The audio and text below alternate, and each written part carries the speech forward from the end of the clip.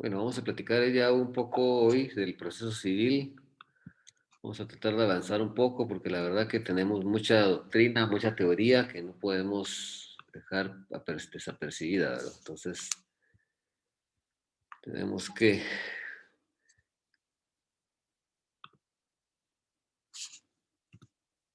El proceso civil. Bueno, concepto de proceso.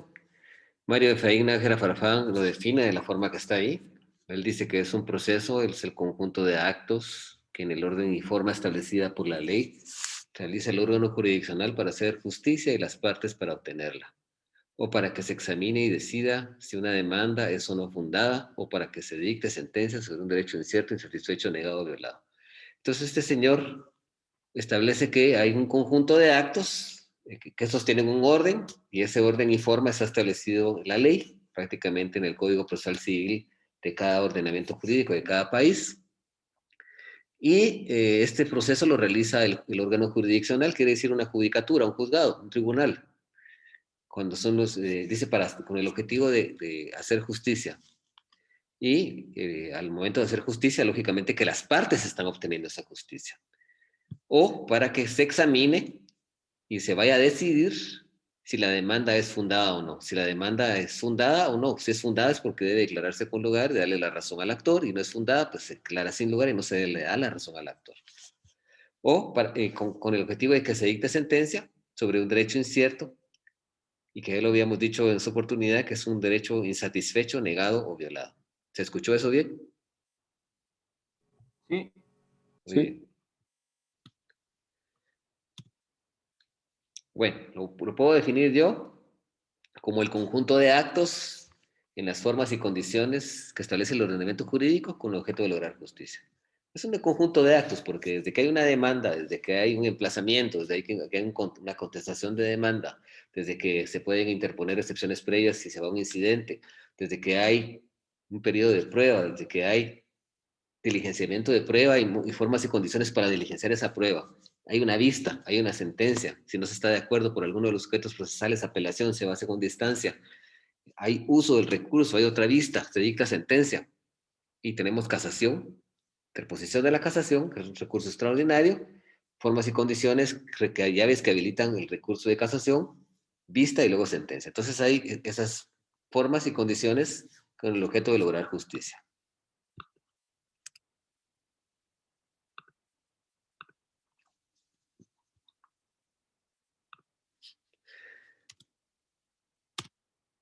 Bueno, entonces el proceso civil fundamentalmente consiste en unas... pues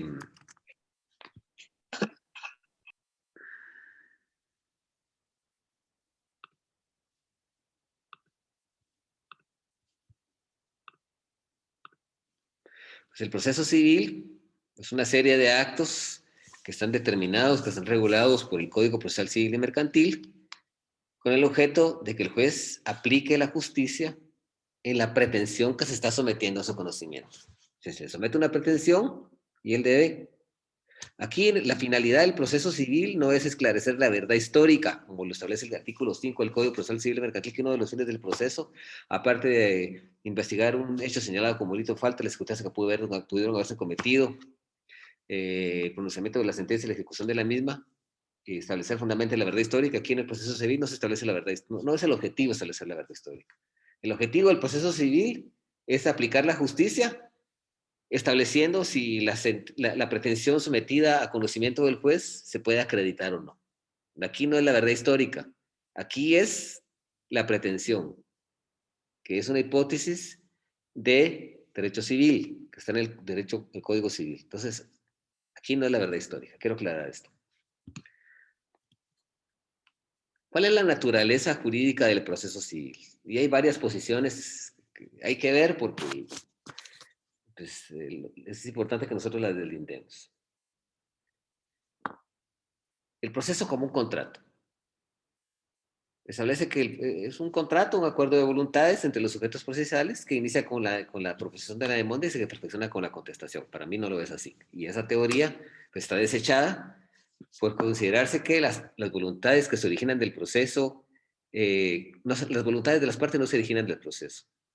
La justicia no se logra por un acuerdo de las partes. Se logra por las pruebas aportadas al proceso y por una sentencia que va a zanjar y va a determinar a quién le asiste la razón. Entonces, no es un acuerdo de voluntades. Recordémonos que el acuerdo de voluntades va plasmado, va afincado en el principio de autonomía de la voluntad, donde los sujetos van a realizar un negocio jurídico y establecen las pretensiones, las prestaciones de ese negocio, cómo se van a obligar. Por ejemplo, si es una compra-venta, pues se queda perfecto en el momento que ellos convienen el precio y la cosa, ahí fundamentalmente. Pero aquí no existe eso.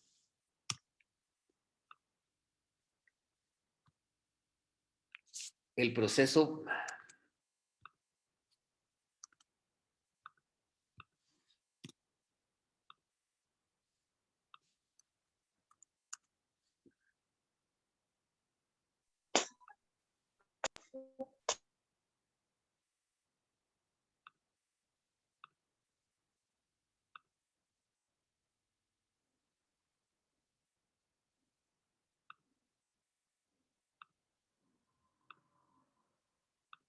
bueno, el proceso como un cuasi contrato. ¿Qué es eso?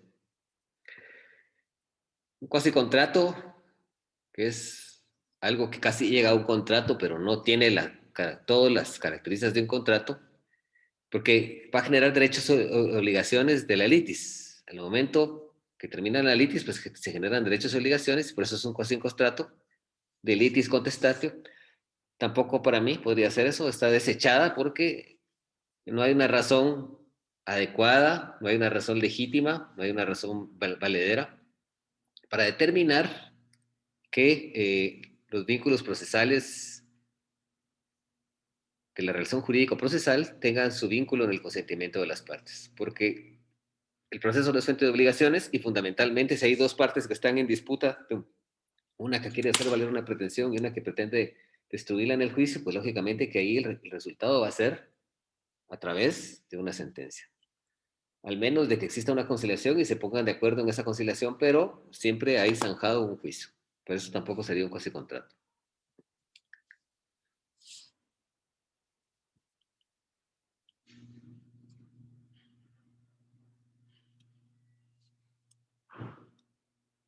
Bueno, esta se asemeja un poquito más a lo que se asemeja un poquito más, dice que el proceso es una relación jurídica. Esa teoría dice que cuando varios sujetos que están investidos de poderes determinados por la ley actúan con ese fin, con el fin de obtener justicia, y que son el actor, el demandado y el juez, sus poderes pues son facultades que la ley les ha conferido a través de la Constitución Política de la República a los jueces para impartir justicia y a través del Código Procesal Civil y Mercantil a los sujetos procesales para poder plasmar su pretensión y su excepción en la esfera de la actuación de la jurisdicción. Y el fin que conlleva todo esto es la solución de un conflicto. Esto no es una relación jurídica. A mi juicio podría ser una relación jurídica, es una de las más aceptadas, pero fundamentalmente se le critica porque el proceso no es una relación jurídica, es una relación jurídico-procesal. Y los sujetos aquí no adquieren obligaciones que deben cumplir entre sí, sino que la ley procesal es la que establece la actuación de los sujetos en juicio. Los sujetos en juicio no van a escoger cuándo van a interponer la demanda, ellos van a que ellos plasmen el plazo, que ellos plasmen circunstancias de modo y tiempo y lugar, no, la ley lo establece. Entonces, lo que existe es una relación jurídico-procesal guiada por la ley, que es hay una relación jurídica. Cuando hay una relación jurídica, es que esta se genera porque no hay pugna. ¿Sí? La ley establece que determinado sujeto debe realizar un acto y eso lleva a una consecuencia jurídica frente a otro sujeto. Entonces, básicamente aquí,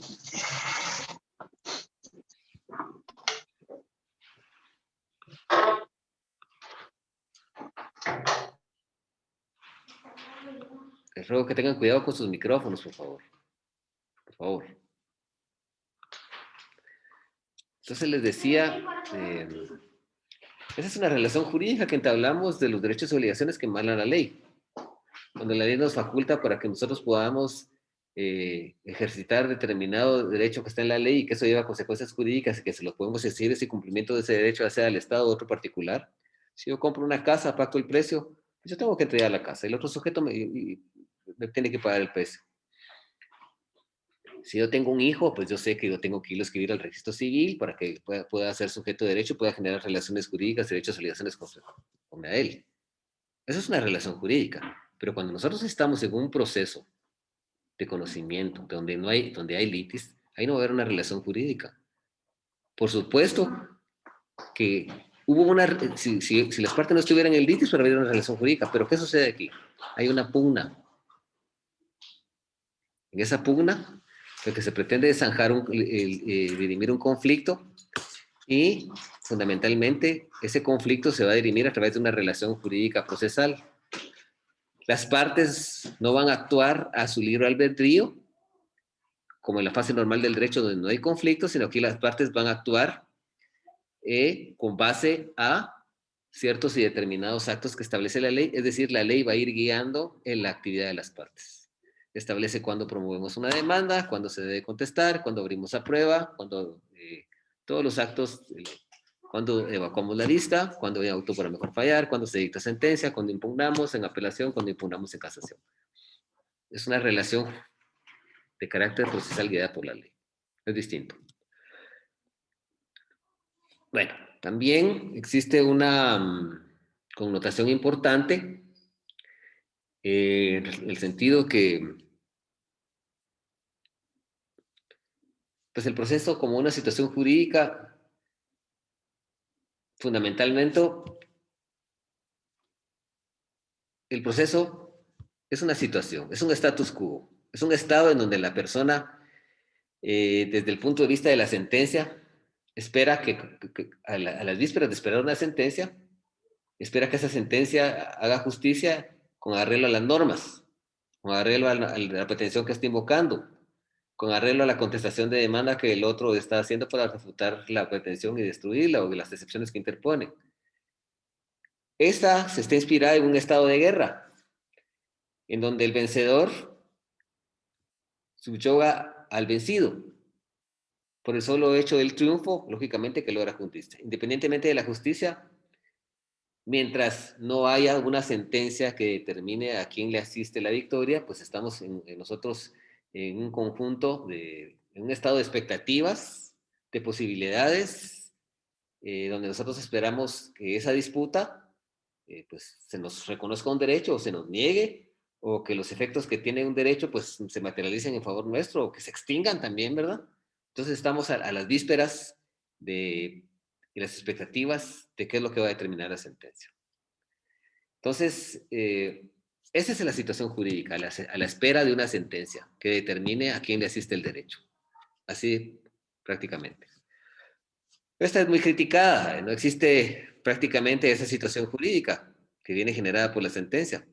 Por lo tanto, no es factible explicar la naturaleza jurídica del proceso a través de la teoría de una expectativa. No es así. La más aceptada es esta, y es la que nosotros deberíamos de invocar de ahora en adelante. Que el proceso fundamentalmente es un fenómeno especial, es un fenómeno sui generis, es algo que nosotros no lo podemos encuadrar, no lo podemos ubicar fundamentalmente, no lo ubicamos fundamentalmente como un contrato o como un cuasi contrato, como una relación jurídica, como una relación jurídico-procesal, sino es una situación especial. Es un fenómeno sui generis. ¿Qué quiere decir? Que no lo podemos encasillar directamente de una forma entre las figuras que hemos visto. No puede compararse y buscársele cabida en otras instituciones. Es es un fenómeno cuya controversia entre las partes, cuya disputa entre las partes lo convierte en un fenómeno único, ¿sí? Lo convierte en un fenómeno especial.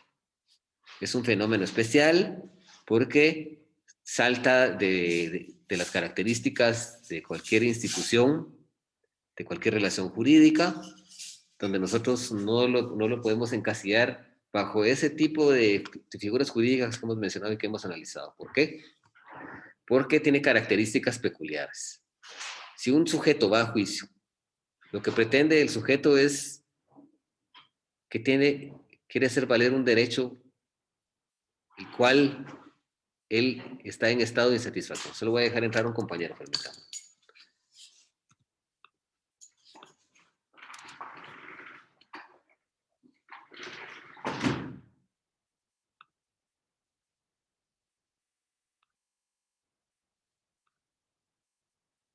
Bueno, entonces les decía que esa persona eh, fundamentalmente eh, pues, tiene ese derecho que está insatisfecho, ¿sí? Y lo ampara una norma, ¿sí?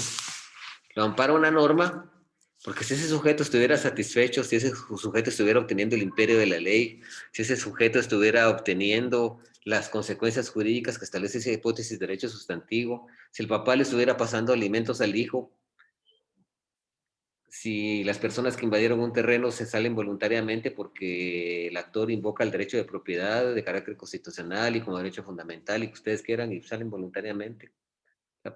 Sin necesidad de ir a juicio, entonces no habría necesidad de entablar una demanda. Hay la necesidad de entablar una demanda y el proceso como una situación jurídica, porque las partes están en un estado, el sujeto, el actor o demandante está en un estado de insatisfacción. Ese sujeto cuenta con una norma de derecho sustantivo y lo que él pretende hacer valer es el imperio y la aplicación y las consecuencias jurídicas de esa norma. Entonces, como el Papa no le pasa alimentos al hijo de forma voluntaria, porque no es solo un derecho humano, sino que es una obligación de padre, una obligación moral, pues entonces hay que plantearle un juicio. Hay que plantearle un juicio y utilizar el artículo 278, el 199 del Código Penal Civil Mercantil y plantearnos una demanda, con el objeto de que ese derecho que esté insatisfecho, la ley obliga coactivamente al sujeto que se le fije una pensión y luego si él no la quiere pasar, pues vamos y le seguimos un juicio de forma coactiva para poder ejecutar. Básicamente ese es el objetivo. Básicamente esa es la característica. No sé si en esta parte hay alguna duda de lo que hemos dicho. ¿Se está escuchando bien? Disculpen, ¿me están oyendo? Sí, Sí, se escucha bien. Ah, sí se perfecto. escucha, Lick. ¿Han entendido lo que hemos dicho, no? Sí, Lick. ¿Hay alguna duda? Por el momento no. Muy bien. Bueno, vamos a seguir. Pues, tenemos varias clases de procesos y fundamentalmente uno de los procesos de los que tenemos mucha familiaridad, cotidianidad, es el proceso de conocimiento. Este proceso de conocimiento también se llama proceso de cognición o proceso declarativo. El término cognición significa que el juez hay que llevarle prueba, pues, ofrecer la prueba la prueba en sus tres momentos. El ofrecimiento, la proposición, el diligenciamiento y lógicamente que lo que está a cargo del juez es la valoración. Entonces, por eso se llama cognición, es un proceso de cognición. ¿Por qué?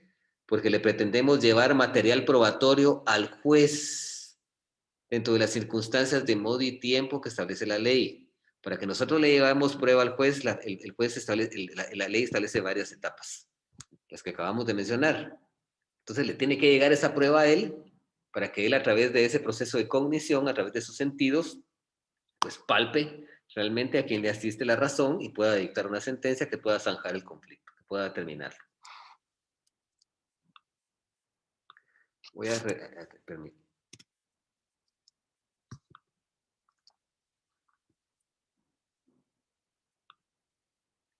Perdonen que esté cortando, porque tengo que estar admitiendo a los compañeros que están llegando tarde.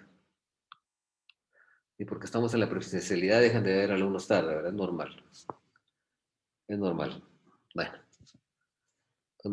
Pues como les decía, esos procesos de cognición o declarativo, básicamente nosotros le vamos a aportar prueba al juez y él va a tomar una decisión. O sea, el objetivo de este tipo de procesos de conocimiento es obtener una decisión del juez. el juez se debe pronunciar sobre una determinada relación de derecho sustancial. El juez se va a pronunciar sobre un artículo de derecho civil sustantivo que le estamos invocando como pretensión para determinar, lograr la certeza de las partes en ese derecho que es incierto porque tiene su base en una norma de derecho sustantivo, ¿sí? O una disposición contractual también,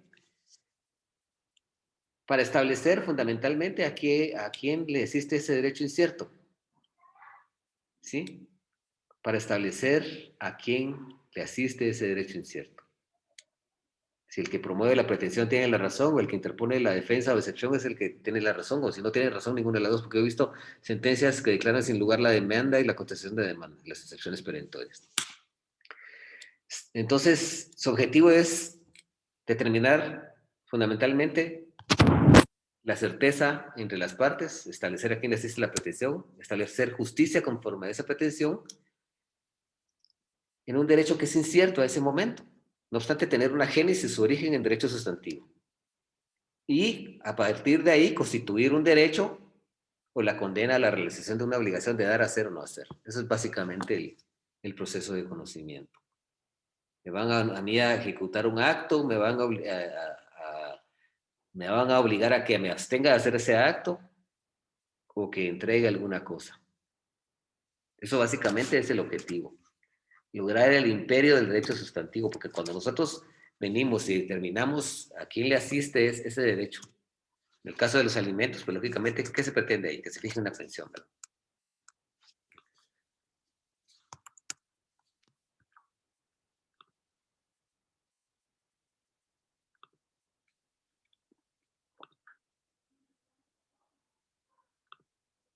Bueno, vamos ahora a hablar dentro del proceso civil guatemalteco, pues básicamente de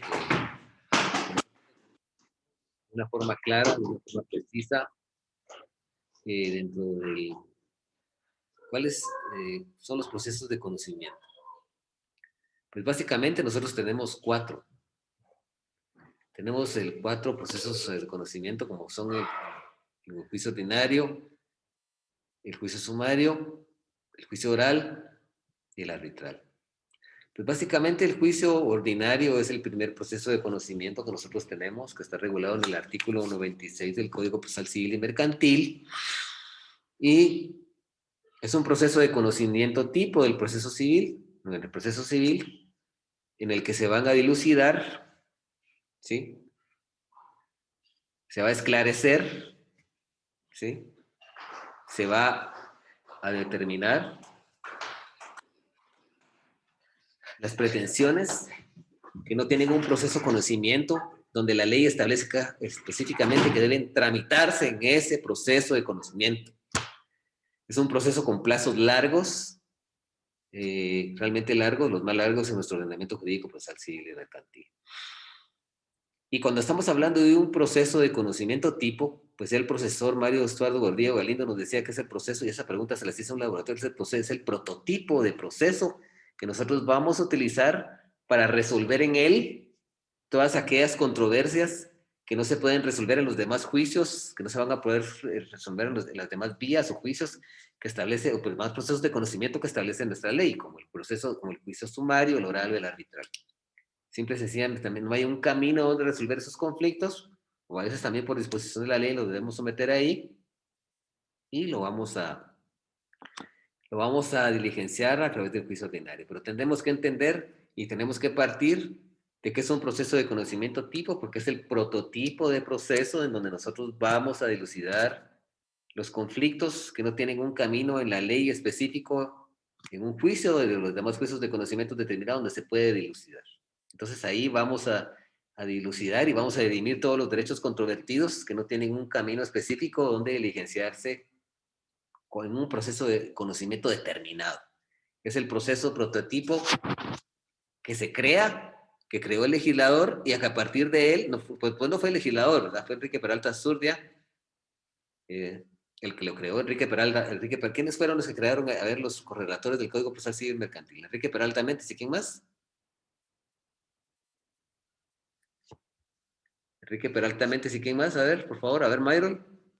Mario Aguirre Godoy. Muy bien, muy bien.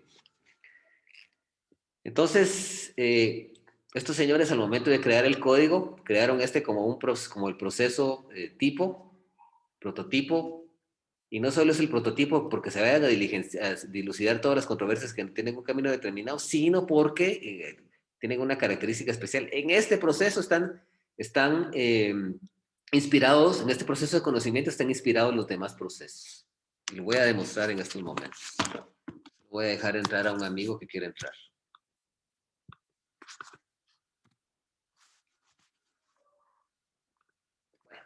Voy a mostrar en estos momentos. Primero, vamos a establecer y nos vamos a ir. Primero vamos a leer el artículo 96, que pues, se nos pasó por alto.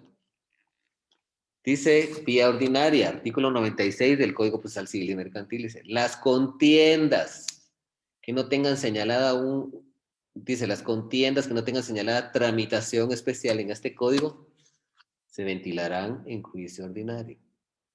Se ventilarán en juicio ordinario. Si nosotros nos vamos y somos perspicaces y vamos a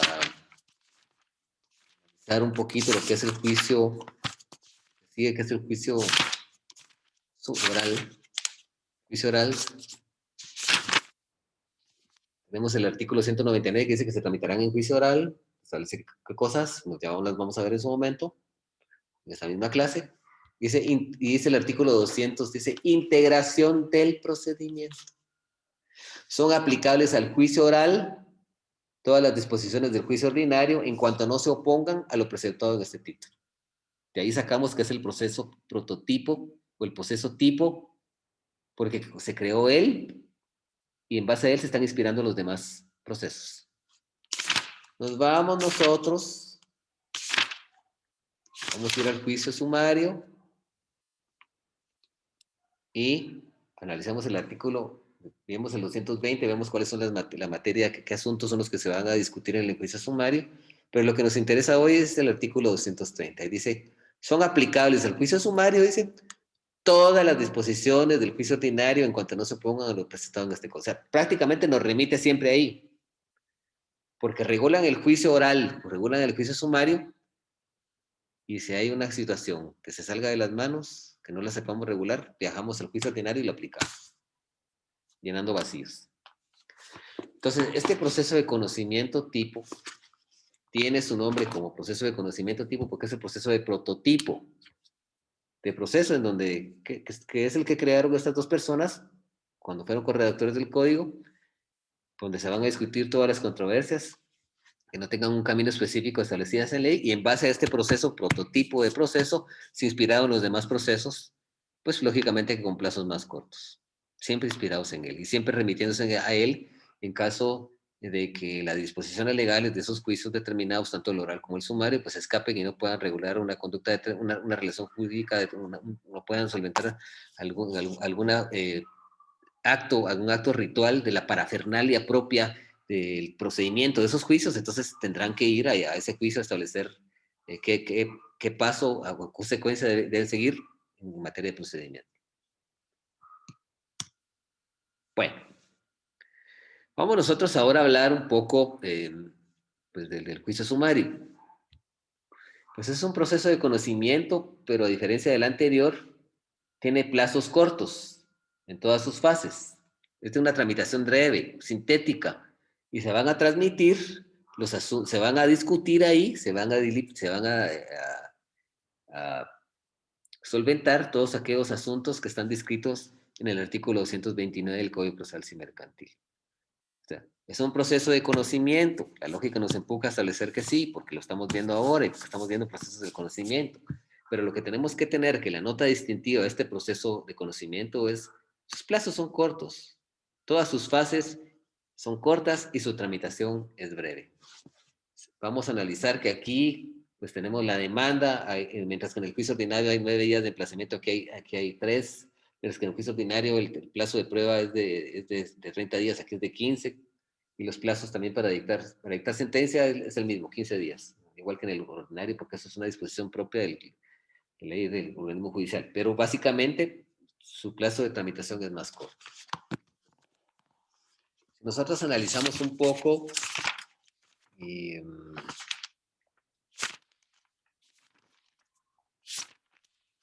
analizamos el artículo 229.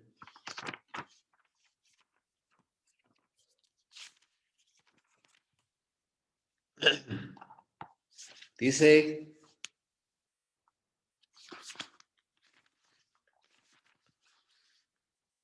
materia del juicio, artículo 229 dice materia del juicio sumario. Se tramitarán en juicio sumario, dice, los asuntos de arrendamiento y de desocupación. ¿Sí? Cuando tenemos un proceso, tenemos un contrato de arrendamiento y de ahí hay algún incumplimiento de ese contrato, como necesitamos que el pago de rentas atrasadas, necesitamos el pago de los servicios de energía eléctrica, de agua potable, cuando existe detrimento de la cosa, cuando por alguna razón debemos dar por resuelto ese contrato, dar por terminado ese contrato, o queremos que la persona que lo está dando en arrendamiento pues no lo entregue, tenemos que irnos a la vía del juicio sumario. O cuando estamos hablando de que hay una persona que ocupa ese bien, no en calidad de arrendamiento, si es una persona pues que lo ocupa, pues, pues un simple tenedor o una persona que es intruso en ese lugar, no tiene nada que hacer morando en ese lugar, entonces tenemos que promover un juicio sumario. Cuando necesitamos que se nos entreguen bienes muebles, ¿verdad? Que no sean dinero, como una moto, como una mesa, como un reloj, como un vehículo, pues nos vamos a esa vía. La rescisión de contratos, ¿verdad? Nos vamos a esa vía. La deducción de responsabilidad civil contra funcionarios y empleados públicos, nos vamos también a ejercerla por esa vía. Los interdictos, que son procesos especiales que están en el capítulo sexto, en el artículo 249, que son los interdictos de amparo. El artículo 249 los establece. Los de amparo, posesión o tenencia, de despojo, de apellido de deslinde, de obra nueva y peligrosa. Pues el de posesión o tenencia es cuando básicamente a una persona se le está perturbando la posesión o se le quita la posesión de forma violenta. Es de amparo, posesión o tenencia para que esa persona no sea despojada de ese bien. El otro, el de despojo, es cuando ya se le despojó para que se le restituya el bien. El de apellido del linde, prácticamente cuando se están, cuando los límites entre dos heredades pues son vulnerados, se corren los límites para que el sector límite entre estas dos heredades vuelva a ser el que era antes, ¿sí? Y el de una obra nueva o peligrosa, pues es una obra que está próxima, que es nueva y corre peligro de derrumbarse y dañar alguna vivienda, seres humanos o algunos otros bienes o patrimonio de otras personas, o la lógica nos empuja a establecer que puede ser también pues una obra que esté muy vieja, un árbol muy viejo que pueda derrumbarse, una pared muy vieja y pueda provocar daños en la propiedad privada. También tenemos, dice, los que por disposición de la ley o por convenio de las partes deben seguirse por esta vía. Los sujetos pueden celebrar un contrato y establecer que, si en caso de existir una disputa, pues van a la vía del juicio sumario. El artículo 231, pues tiene mucha que establecer, determina que las partes, dice, las personas capaces para obligarse pueden, por convenio expreso, celebrar en escritura pública, sujetarse al proceso sumario para resolver sus controversias. Dice, celebrado el convenio, no podrá variarse la decisión, pero si el proceso intentado, por su naturaleza cuando perdone, celebrado el convenio no podrá variarse la decisión. Si ya establecimos que acordamos que ya debe seguirse la vía sumaria, pues debe seguirse porque lo acordamos. Pero hay salvedades, pero si el proceso intentado por su naturaleza deberá ventilarse en un juicio ordinario, habrá lugar al recurso de casación. Solo para establecer que debe ventilarse en juicio ordinario. Bueno, vamos a hablar ahora del juicio oral. Y básicamente el juicio oral es un proceso inspirado en la oralidad Dentro de la parafernalia de la tramitación y diligenciamiento de los actos procesales de este proceso de conocimiento, predomina la oralidad sobre la escritura, ¿verdad? Y su diseño le permite una tramitación mucho más breve que al proceso sumario. Es el de tramitación más breve que hay. Y ahí se van a ventilar las controversias reguladas en el artículo 199 del Procesal Civil y Mercantil. Nosotros establecemos ese artículo. Dice, se tramitarán en juicio oral, dice, los asuntos de menor cuantía, no nos determina cuáles, qué acciones personales o qué reales, pero son de menor cuantía, los asuntos de ínfima cuantía, los asuntos relativos a la obligación de prestar alimentos, la fijación de una pensión alimenticia, la extinción de una pensión alimenticia o el aumento de una pensión alimenticia. Dice, la rendición de cuentas por parte de todas las personas a quienes se les impone esta obligación, la ley o el contrato, dice.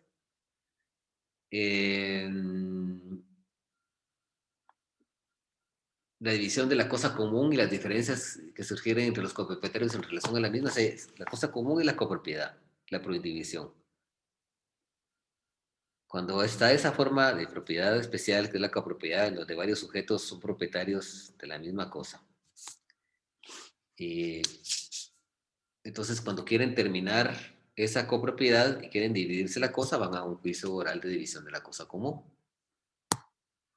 Y si hay alguna diferencia entre ellos, que no sea básicamente la división de la cosa común, sino alguna otra derecho propio de la proindivisión, entonces se va también a diligenciar en esta vía. Declaratoria de jactancia. Jactancioso es aquella persona que se atribuye derechos de otro. Entonces le entablamos una demanda de jactancia para que demuestre que esos derechos le pertenecen a él. Dice, los asuntos que por disposición de la ley o por convenio de las partes deban seguirse en esta vía. ¿Cuáles son esos asuntos que por disposición de la ley? Pues básicamente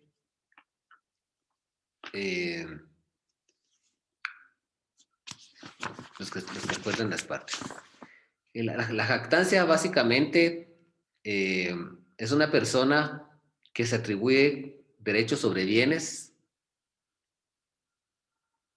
o créditos o acciones. Él está diciendo que él es dueño de un bien, que él es titular acreedor de una deuda y que la otra persona es el deudor. Entonces se le va a plantear este juicio para que él obligarlo a que nos demande y que pruebe en juicio de que él es dueño de un bien, que él es el titular de un crédito o el titular de una acción determinada, una acción de sociedad, por ejemplo, o cualquier otro tipo de acción.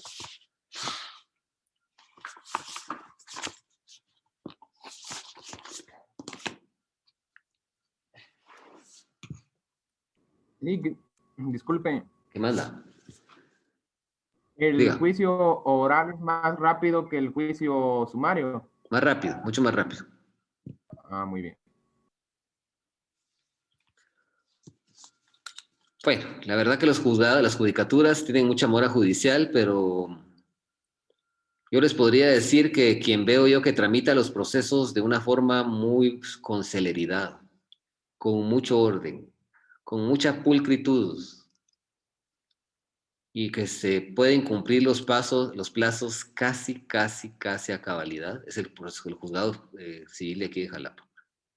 Yo veo que en el juzgado civil de aquí de Jalapa, desde que el juez vino aquí, allá hace unos cuantos años, vino a poner un orden. Había cierta mora judicial en esa judicatura. Yo veo que la verdad que sí es muy exigente el licenciado Jorge Luis López Brame en aplicar la justicia y en llevar los plazos y procedimientos conforme a derecho.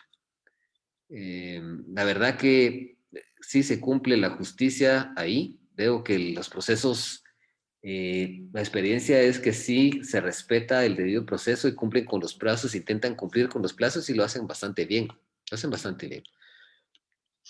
Veo yo que en otros fueros, por ejemplo, familia está saturado. Familia está saturado, que también se utiliza mucho, se utiliza pues, el Código Procesal Civil para ventilar los asuntos de familia. Está bastante saturado, ¿verdad? Está bastante saturado y se necesita que ese juzgado sea un juzgado pluripersonal para mí. Pero bueno, es cuestión de puntos de vista, ¿verdad? Bueno, tenemos el proceso arbitral. En este proceso arbitral es un proceso de conocimiento en donde las partes van a someter un conflicto, una disputa, un derecho controvertido. Recuérdense que en un proceso de conocimiento lo que hay es un derecho controvertido en disputa, un derecho en estado de satisfacción. ¿Sí? Lo hemos dicho ya miles de veces. El proceso arbitral es un proceso de conocimiento donde las partes van a deciden someter ese conflicto, ya sea por acuerdo de esto se expresa o por una cláusula de arbitraje.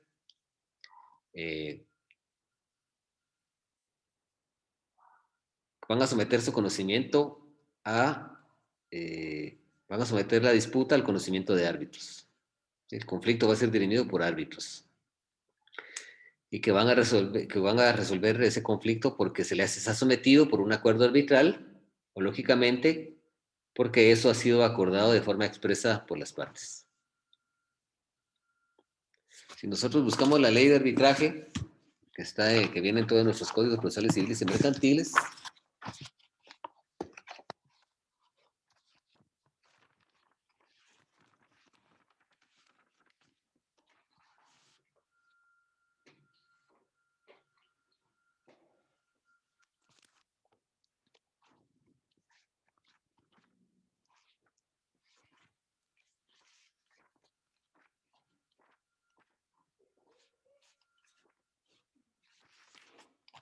es el decreto 67-95. Sí, otra cosa, solo para recordarle. Ajá. La lista. Va a pasar. Sí, sí, perdone, se me está yendo. Qué gracia, le agradezco. Le agradezco mucho.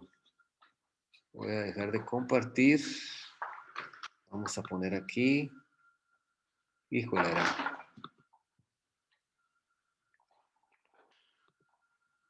Yo creo que vamos a tener que hacer, vamos a ver. ¿Él les aparece la lista ahí, no? Mayro, hágame favor de compartirla. Bueno.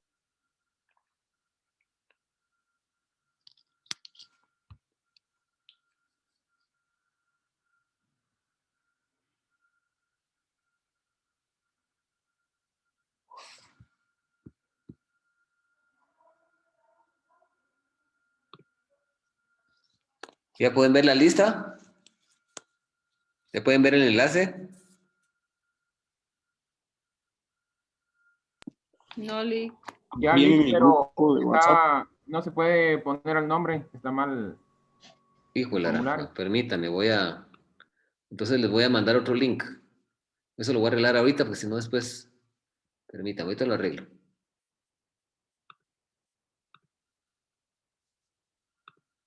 Perdonen, es que lo hice tan rápido.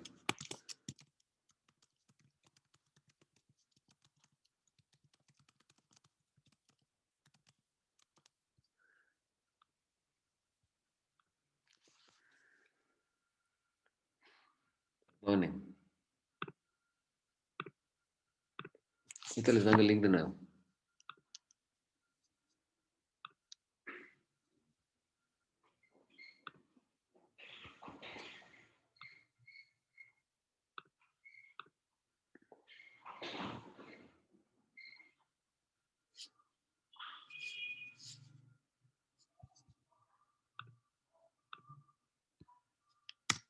Ya lo puede compartir, por favor.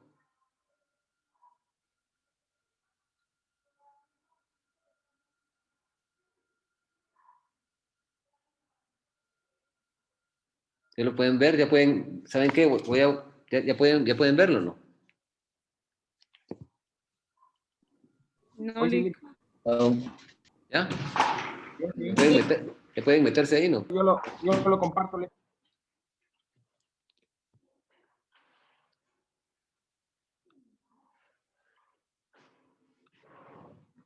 Ya lo pueden ver, ¿no? Sí. Sí.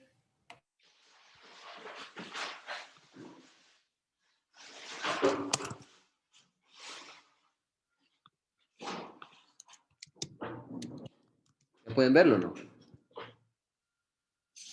Están accediendo a él. Sí, licenciado, ya está en el chat. Bueno, perfecto. Ok. ¿Quieren que se los mande a WhatsApp? No, está bien. Perfecto, entonces vamos a seguir la clase. Perdonen ustedes, les agradezco por esto, pero bueno. Link, pero ahí no aparece como aparece el otro de decir el nombre y contraseña, no que solo aparece el link, pero aparece Nombre y como número de apareció la carnet. otra vez. No, no aparece nombre y número de carnet. Me parece que ya lo edité. Hombre, Lick, lo que aparece, digamos, no dice que uno ponga el nombre y el número de carnet, pero sí se puede escribir. Dice proporcione nombre y número de carnet, le puse.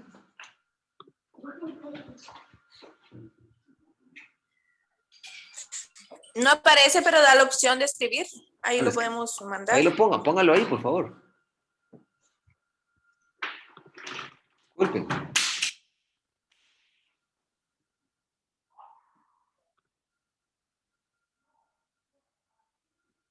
Sí, de ahí les permite hacerlo. Perdonen tanta molestia. Bueno, vamos a seguir. Estaba leyendo el artículo número 1 que dice ámbito de aplicación. Dice, la presente ley se aplicará al arbitraje nacional e internacional cuando el lugar de arbitraje se encuentre en el territorio nacional sin perjuicio de cualquier tratado multilateral o bilateral vigente del cual Guatemala sea parte. Las normas contenidas en los artículos 11, 12, 45, 46, 47 y 48 de la presente ley se aplicarán aun cuando el lugar del arbitraje se encuentre fuera del territorio nacional. Dice arbitraje internacional. Un arbitraje es internacional cuando las partes en un acuerdo de arbitraje tienen al momento de su celebración sus domicilios en estados diferentes o en lugares o uno de los lugares siguientes está situado fuera de los estados en el que las partes tienen sus domicilios. Y dice, el lugar de arbitraje, si este ha determinado en el acuerdo de arbitraje o con arreglo al acuerdo de arbitraje. El lugar de cumplimiento de una parte sustancial de las obligaciones de la relación comercial o el lugar con el cual el objeto del litigio tenga relación más estrecha. O las partes han convenido expresamente en que la cuestión objeto del acuerdo de arbitraje está relacionado con más de un estado.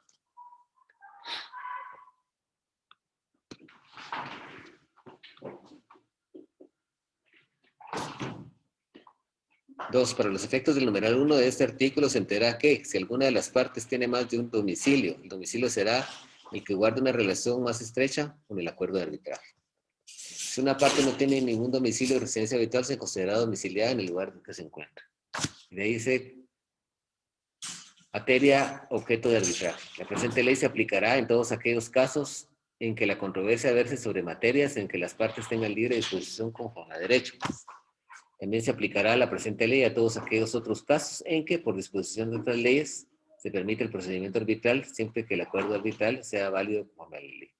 No podrá ser objeto de arbitraje las cuestiones sobre las que haya recaído resolución judicial firme, solo los aspectos derivados de su ejecución, las materias inseparablemente unidas u otras sobre las que las partes no tengan libre disposición, cuando la ley lo prohíbe expresamente o señala un procedimiento especial para determinados casos. Quedan excluidos del ámbito de la aplicación de la presente ley los arbitrajes laborales. Y para ir a la vía del arbitraje, básicamente las partes deben someterlo expresamente a los árbitros o lo hacen por un acuerdo arbitral. El acuerdo arbitral pues, está regulado en el artículo 10 y pues establece lo siguiente.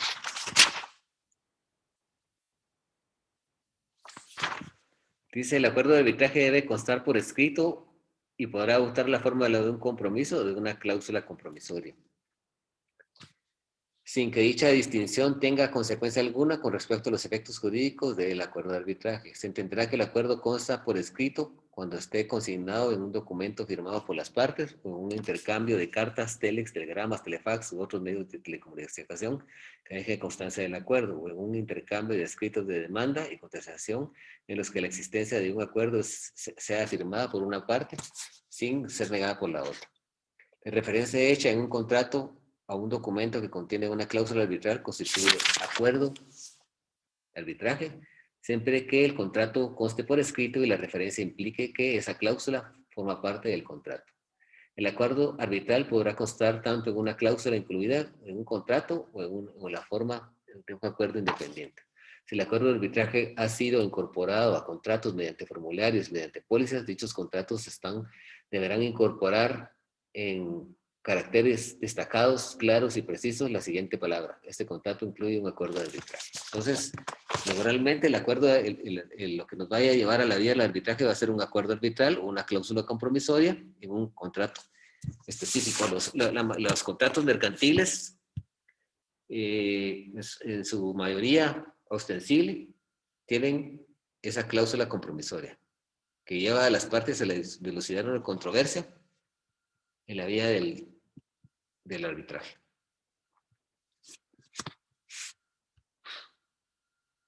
No sé si tenemos alguna duda. Lick, disculpe, Sí. ¿me podría dar un ejemplo como qué tipo de contratos serían ventilados aquí? Por ejemplo, un contrato de suministro, en donde, por ejemplo, un comerciante, una empresa, por ejemplo, de neumáticos, tiene un contrato con una empresa productora de hule que le proporciona, por ejemplo, caucho para que ellos hagan un neumático. Si hay una controversia entre ellos y se pacta en ese contrato de suministro el incumplimiento de contrato, de una indemnización como perjuicio por haber no obtenido los insumos necesarios para satisfacer a la clientela. Entonces se puede ir a la vía del arbitraje. La mayoría de contratos mercantiles tienen esa cláusula. El contrato de seguro, por ejemplo, cuando ustedes contratan un seguro de vida, contratan un seguro de vehículos, si hay alguna disputa, lean su contrato, que está en letras muy pequeñas, pero van a la vía del arbitraje. Ahí lo establece específicamente. Contrato de seguro, contrato de suministros, el fideicomiso, el contrato de la mayoría de contratos atípicos van a la vía del arbitraje. La mayoría de contratos mercantiles, la totalidad podría decir. Y disculpe, este proceso arbitral siempre lo conoce el juez. No, ¿sí? son árbitros, son árbitros. Aquí no interviene ningún juez. Aquí se llama árbitro. El que imparte justicia es un árbitro. ¿Sí? Y de aquí vamos a partir que existen los árbitros, van a impartir justicia. ¿Por qué me iba a preguntar? Perdón, mejor pregunta antes de que lo dejé ahí como a medias. Ajá, ¿quiénes podían ser los árbitros? Pues existen cámaras de arbitraje. La Cámara de Comercio de Guatemala tiene una cámara de arbitraje, un tribunal arbitral. Que yo recuerde, también existe algunas entidades propias cuyo objetivo es prestar arbitraje. La Cámara de Industria también lo tiene. Y hay dos tipos de arbitraje, ¿verdad? O sea, estos jueces no ejercen jurisdicción, ¿con qué van a juzgar? Con base al derecho, si es en materia comercial, lo harán con base al Código de Comercio y los tratados en materia comercial ratificados por Guatemala. Si es una controversia, recuérdense que aquí las partes tienen que tener la libre disputa de sus derechos. ¿Qué quiere decir esto? Que son derechos que nacen de un acuerdo de voluntades, que la ley permite que las partes tengan la libre disposición de que los sometamos a conocimiento de un árbitro. Porque, por ejemplo, nosotros no vamos a someter al conocimiento de un árbitro una cuestión de alimentos. ¿Por qué no? La ley establece que su camino es el juicio oral. No vamos a someter a la discusión de árbitros un juicio ordinario de divorcio. ¿Por qué? Porque la ley establece un cierto camino para eso. No vamos a someter una división de la cosa común al arbitraje, a menos que exista un acuerdo de los sujetos que permita que se pueda dilucidar en esa vía, que sería totalmente factible. Porque ahí sí hay la libre disposición de los derechos. O sea, el Estado no es tutelar. Entonces, sus derechos, como en el caso de los alimentos o de la patria potestad de los hijos, o ese tipo de asuntos en donde el Estado es tutelar. ¿Sí? Hay libre disposición del derecho porque los derechos son de carácter privado, específica, netamente privado. Los arbitrajes de derecho son los que se refieren de conformidad con la ley, es decir, el derecho vigente. Y el arbitraje de equidad se resuelve conforme al leal saber y entender de los jueces, no utilizando el derecho. Es muy raro que se dé, pero se da. Vamos a hablar de los procesos de ejecución. Esos procesos de ejecución, pues básicamente, aquí lo que existe no hay un derecho controvertido. Aquí ya no hay derecho controvertido. ¿Sí? Ya el derecho controvertido, el proceso de conocimiento fue dilucidado, pues el derecho controvertido fue dilucidado en un proceso de conocimiento anterior. ¿Sí? Y entonces existe ya una obligación que se debe cumplir. Si estamos en un juicio, por ejemplo, Estamos en un juicio oral de división de la cosa común y el juez ya estableció que se debe dividir la cosa y las partes no la quieren dividir, entonces vamos a un juicio ejecutivo de obligación de hacer, ¿verdad? Para que se divida la cosa. Si ya a algún sujeto le ordenó el juez que entregue un bien y no lo quiere entregar, entonces nos vamos y vamos a hacer un juicio de ejecución de hacer. Si hay a un sujeto, el juez le ordenó que entregara 50,000 quetzales a otro carácter de división y no lo hace, entonces venimos y seguimos un juicio ejecutivo de la obligación de pagar esa cantidad de dinero. Si nosotros seguimos un proceso de conocimiento y a un sujeto le toca que derribar un muro y no lo hace, pues a su cuenta vamos a venir y seguir el juicio ejecutivo para que lo derrumbe. Si a través de un proceso de conocimiento un sujeto nos tiene que escriturar, otorgar una escritura traslativa de dominio de un bien a favor nuestro y no lo hace, pues entonces el juez en su rebeldía lo hacemos en un juicio ejecutivo de igualación de escritural, ¿verdad? Entonces, aquí vamos, ya la obligación se determinó, ya se terminó un proceso de conocimiento, se establece qué es lo que se debe cumplir y también puede ser a través de un contrato en donde alguno de los sujetos no esté cumpliendo con una de las prestaciones que establece el contrato. Entonces nos vamos y le seguimos el juicio de ejecución. Son juicios con una ejecución bastante breve, su tramitación es brevísima. Y tenemos, pues dentro de las ejecuciones tenemos una ejecución singular y ejecución colectiva. Lo que se pretende ejecutar en una obligación singular es una obligación exigible de plazo vencido, y en este caso tenemos la vía de apremio, el juicio ejecutivo, las ejecuciones especiales dar, hacer, no hacer, la obligación de escriturar también, y la ejecución de sentencias nacionales extranjeras, que es básicamente la ejecución singular. ¿No? La obligación que se va a ejecutar es una. Pero cuando hay una ejecución colectiva, se trata de procesos, no, lo que se trata de ejecutar son varias obligaciones. Existen varios acreedores, un deudor o viceversa, y ese está próximo a caer en estado de insolvencia o de quiebra, y entonces no le queda más que ir, buscar voluntariamente a los acreedores para negociar, entregarles su patrimonio para que se hagan pago con él. O si no, si no existe acuerdo, entonces nos vamos a la vía de un concurso necesario para obligar coactivamente a este sujeto a que entregue sus bienes y que pague. Y si es que alcanzan, ¿verdad? Entonces la ejecución colectiva puede ser el concurso voluntario de acreedores, concurso necesario, y su objetivo es llegar a la quiebra. Declarar en quiebra a ese sujeto. Y cuando se declara de quien quiera un sujeto, él no puede acelerar negocios jurídicos. Está en quiebra, es un insolvente. Es su objetivo. También tenemos, ¿hay alguna duda de los juicios de ejecución? No, Lick. Muy bien. Tenemos procesos voluntarios especiales de los cuales ya hemos hablado, que se dan en la fase normal del derecho, no hay ninguna contienda. Se tramiten en la vía de la jurisdicción voluntaria y lo que necesitan es la declaración de un juez. Y ejemplos como estos tenemos ya lo hemos visto en otras oportunidades, cuando declaratoria de interdicción, un sujeto que está privado del discernimiento, nosotros queremos declararlo en estado de interdicción para que el juez se determine a través de una sentencia judicial que él es un incapaz. La ausencia, que un sujeto pues se ha ausentado de su domicilio no sabiendo su paradero, dándose de su existencia, la muerte presunta, la indemnización de bienes menores e incapaces ausentes, el divorcio o separación por mutuo disenso, por mutuo conocimiento, reconocimiento de preñez o de parto, un sujeto de cambio de nombre, la identificación de persona, asiento y rectificación de partidas registrales, la constitución de patrimonio familiar, las esguardas voluntarias y proceso sucesorio tanto intestado como testamentario. Y aquí nos vamos a quedar por ahora. No sé si hay alguna duda de lo que hemos visto. ¿Hay alguna duda? Lick, disculpe. Buenas Dígame. noches. Buenas noches. Con respecto al juicio ejecutivo, puede ser en casos de mercantiles, Sí, hay ejecutivo en el mercantil. sentido de Hay ejecutivo mercantil, sí, hay ejecutivo mercantil, está en el artículo 616, me parece, del Código Procesal, del Código de Comercio. ¿Sí? 615.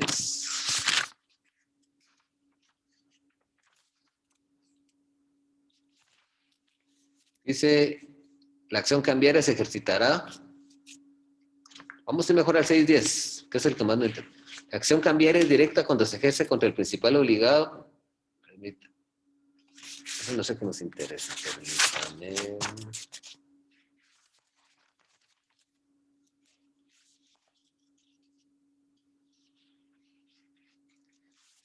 Dice ejercicio de la acción cambiaria se ejercitará en caso de falta de aceptación o de aceptación parcial. El artículo 615 del Código de Comercio. En caso de falta de pago o pago parcial, cuando el librado o aceptante fueren declarados en estado de quiebra, liquidación judicial, suspensión de pagos, concurso o otro equivalente.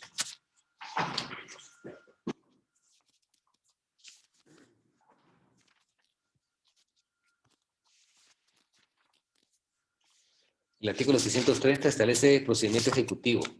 El cobro de un título de crédito dará lugar a procedimiento ejecutivo sin necesidad de reconocimiento de firma ni de otro requisito, salvo que el proceso fuera legalmente necesario. Para los efectos del procedimiento se tendrá como domicilio del deudor el que aparezca en el título. O sea, aquí vamos a ejecutar lo que son, por ejemplo, un cheque que no se pagó, para su pago coactivo en la vía judicial, una letra de cambio, un pagaré, por mencionar algunos. Entonces, si hay alguna otra pregunta. O sea que en ese sentido no habría necesidad de un proceso de conocimiento, solo con el Sí, ahí contrato o con el documento que se... Sí, no hay necesidad de un proceso de conocimiento. Para que ir a un juicio ejecutivo no necesariamente tenemos que pasar por un proceso de conocimiento antes. Puede, por ejemplo, una obligación contractual, contrato, y alguno de los sujetos no cumple con alguna prestación propia de algunos, vamos al juicio ejecutivo. Pero no necesariamente tendríamos que ir a un proceso de conocimiento. Pero también pueden generarse el proceso de conocimiento. Aquí la obligación se origina de una relación causal. ¿Sí? Artículo 408 del Código Procesal Civil del Código de Comercio.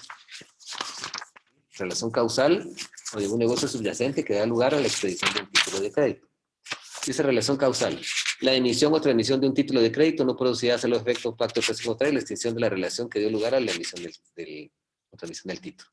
La acción causal podrá ejercerse restituyendo el título al demandado y no producirá sino el caso de que el actor haya ejecutado los actos necesarios para que el demandado pueda ejercer las acciones que pudieran corresponder a emitir el título. Sí, aquí no, aquí se genera un título de crédito. No hay un proceso de conocimiento anterior. Hay un título de crédito, hay un cheque que no nos lo pagaron, hay una letra de cambio, hay un pagaré, y entonces tenemos que ir a la vía del juicio ejecutivo para obligar coactivamente al librado a que nos pague el título. Muy bien, gracias, Lick. Ok, ¿tenemos alguna otra duda más? ¿No hay? Bueno, entonces por el momento eso es todo, nos vamos a quedar por aquí. Tengan ustedes la mejor de las noches. Feliz noche, Lick. Gracias, Lick. Feliz noche. Bendiciones. Buenas noches, muchachos. Feliz noche, Lick. Feliz noche.